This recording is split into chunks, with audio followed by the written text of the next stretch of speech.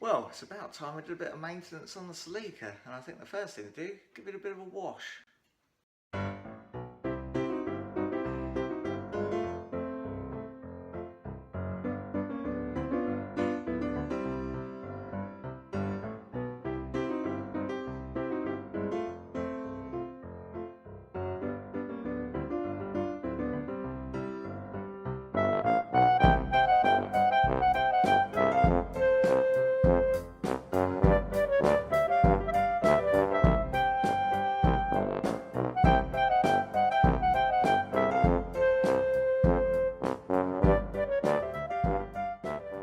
Right, let's get her on the ramps.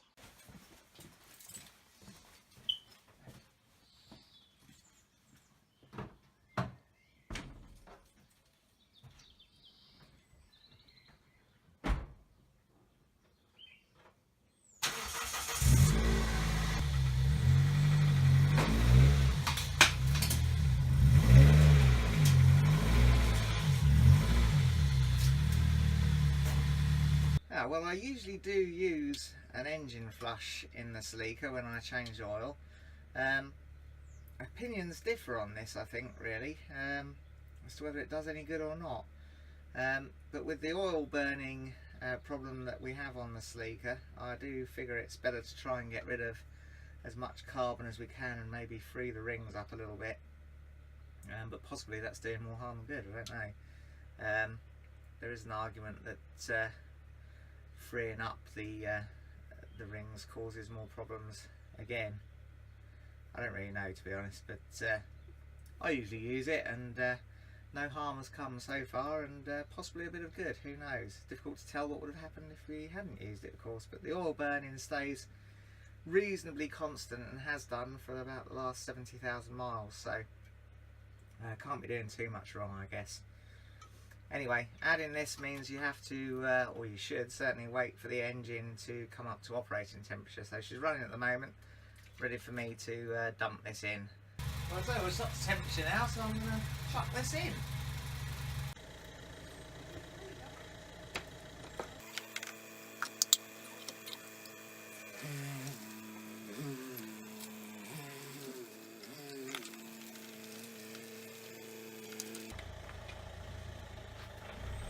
It's actually 20 minutes you have to run it at, just idling without revving it or anything like that. Ah, back under here again. Right, let's get the old oil out.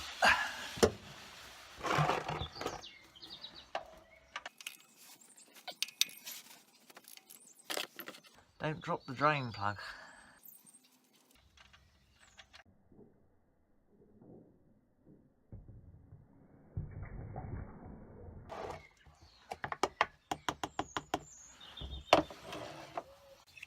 Oil filter next.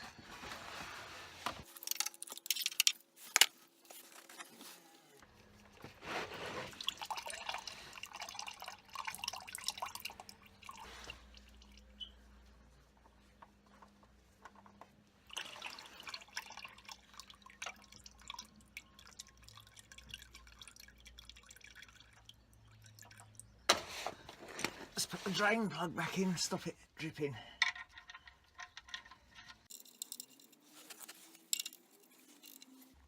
Just tighten it with your fingers so you don't make it too tight. Excellent. Lovely new oil filter here. Just going to put a bit of oil onto the seal just to help it not leak, basically, I guess. Just run some around there with my finger. Excellent. Right, let's whack that on then. So there we go, this only really needs to go on basically hand tight. A pretty good hand tight. You don't really want it leaking. There you go, that's probably tight enough. So there we go, now we'll whack some new oil in.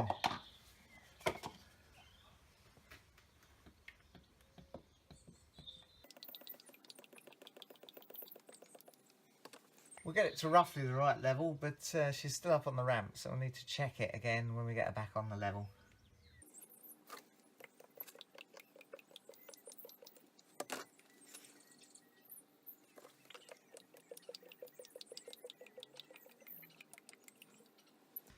This wasn't a full can when I started, by the way.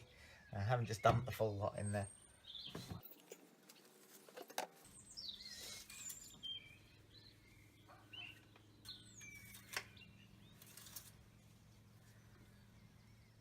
It's going nicely up the dipstick now. Excellent.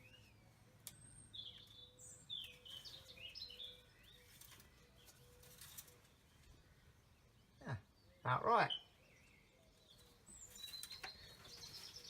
Now you all know how expensive engine oil is, so I've got the dregs of the can we've just emptied draining down into the smaller container that I use to top up as we go. So here's Mr. Ginge. So yeah, don't waste anything if you can avoid it.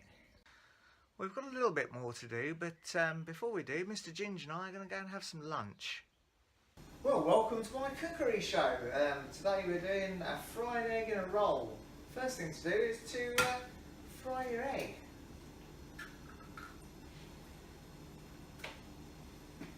Look at that, I've broken the yolk. Terrible cooking show this, isn't it? Anyhow, step 2, when the egg is done to your liking, whack it into the roll, like that. Add a bit of ketchup and enjoy with some tea. Well, that's quite enough of that. Back to work. Only yesterday I got rid of all the old waste oil that I've built up in this drum, and now it looks like I'm going to be adding to it again.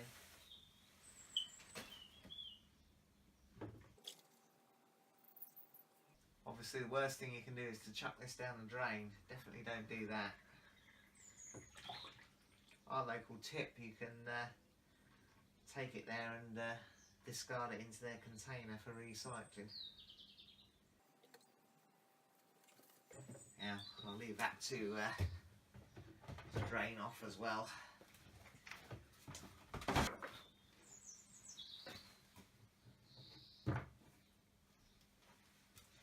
There you go, that will drain nicely into there, hopefully.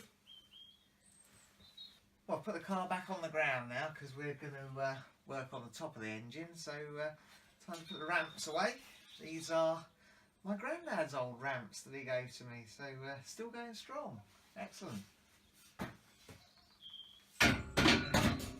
They're ready for next time. Well, I've only ever changed the plugs in this car once, and it's done a good few miles since then. Can't quite remember when it was I changed them, but it's definitely under 100,000 miles. It's got 150,000 on now, so about time she had some new spark plugs, I reckon. Well, first thing is get this plastic cover off.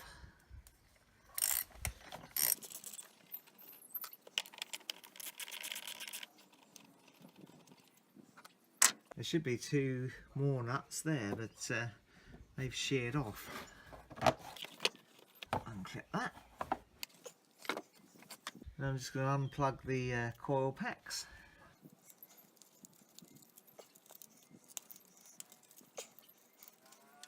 And then take the coil packs out.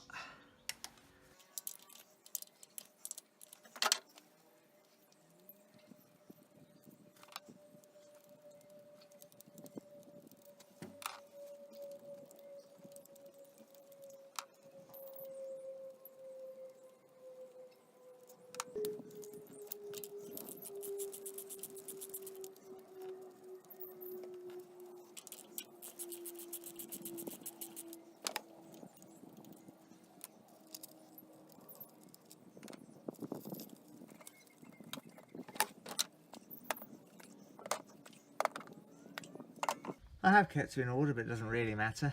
Now, sorry Terry, I know you were keen for me to replace the other 3 coil packs, but that's quite an expense, and they're running at the moment, so I think I'll save me money. Right, let's get those old plugs out.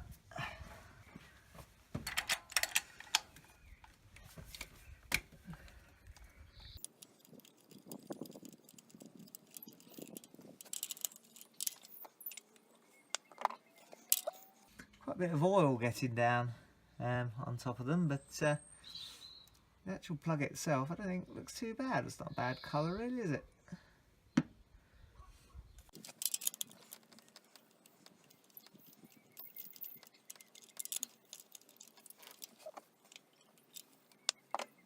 Again, quite a nice colour on that, I think.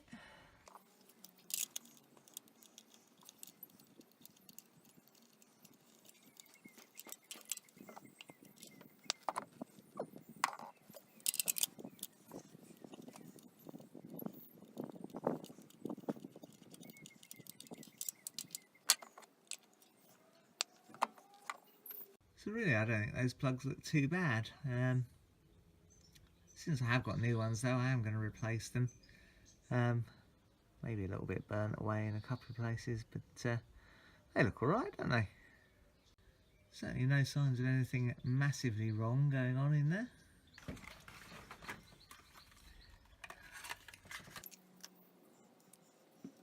And in the old days you'd have to gap spark plugs, but these become ready gapped. And in fact they are some sort of special spark plug.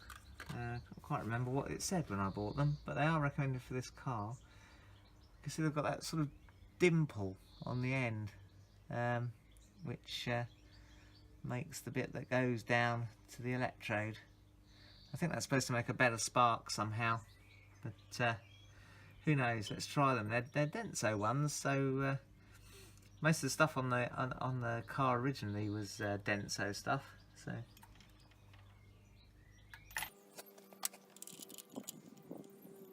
put these in carefully. Make sure you don't get them cross-threaded.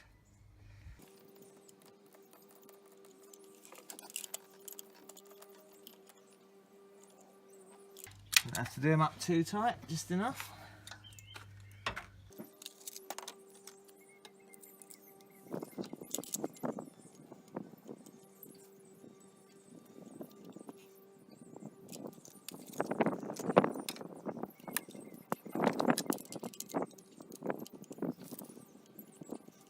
Now, someone told me once that they installed all their spark plugs so the electrodes all faced the same way, so the throat in the spark plug, the little opening, always faced, I think they said, towards the intake,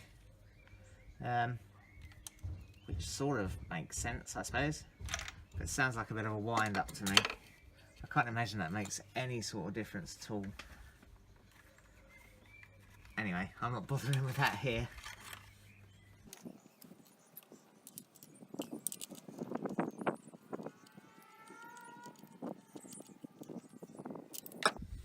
Okay, so now it's coil packs back on.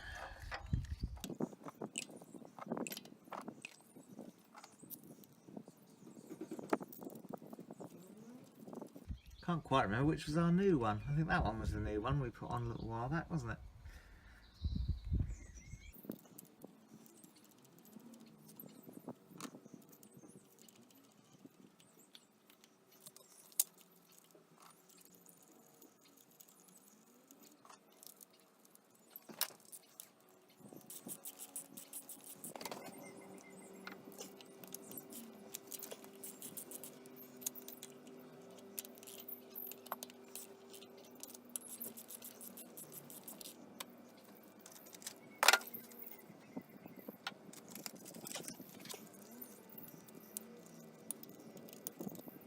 Right, let's see if she starts.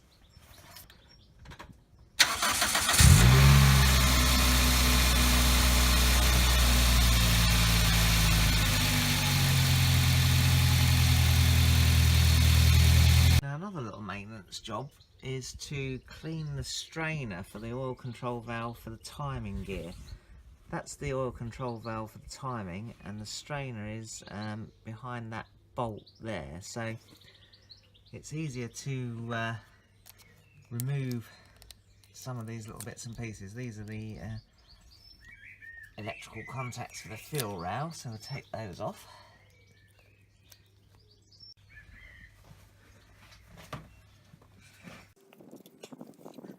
In fact, I don't need to go too mad taking that end one off. I'll just unpick these little fellas there. These little fittings here, you just prise this down with a screwdriver and pop them out.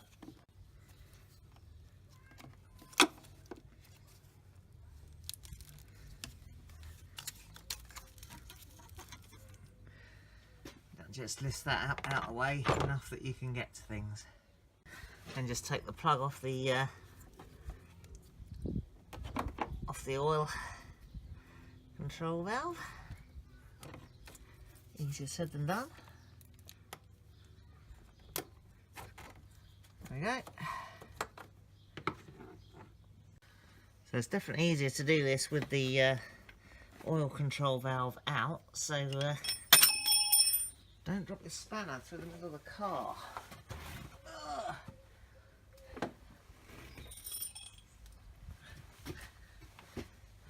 And we're back. Right, so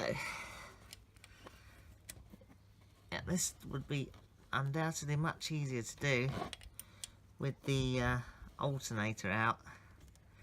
So if you ever have the alternator out, maybe make some time to do this as well.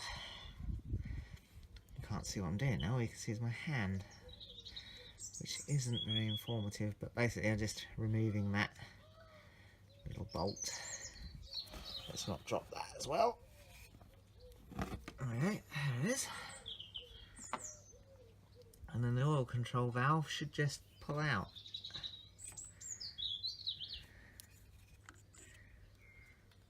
So there we go.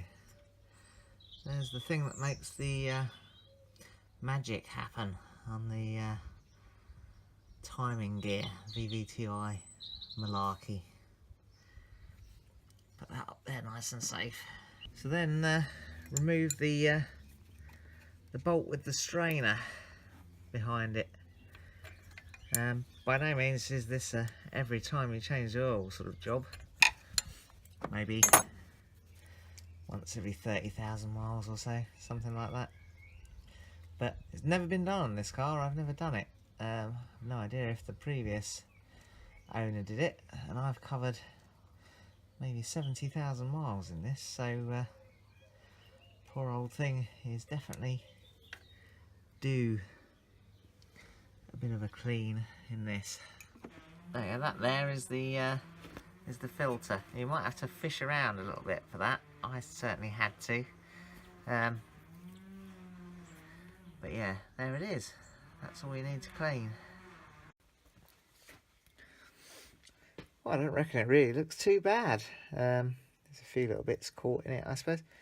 I reckon paraffin would be the best thing to clean it with, but I haven't got any, so I'll use some meths just to give it a bit of a clean. Swish it about it. A bit of a soak in there.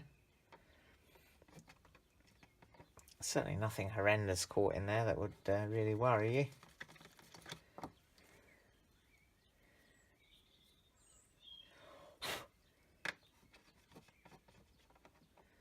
Just let that fester in there for a little while.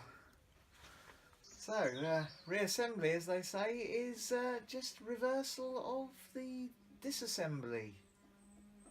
Does that make sense? Yes, yeah. So just reverse everything you did before. Put it all back together.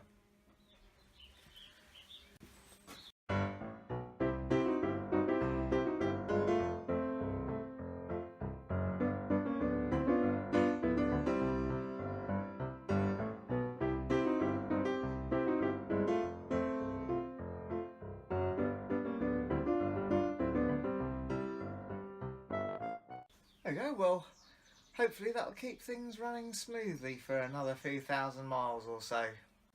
Well, that's all for now. If you enjoyed it, press like, subscribe if you want to see some more,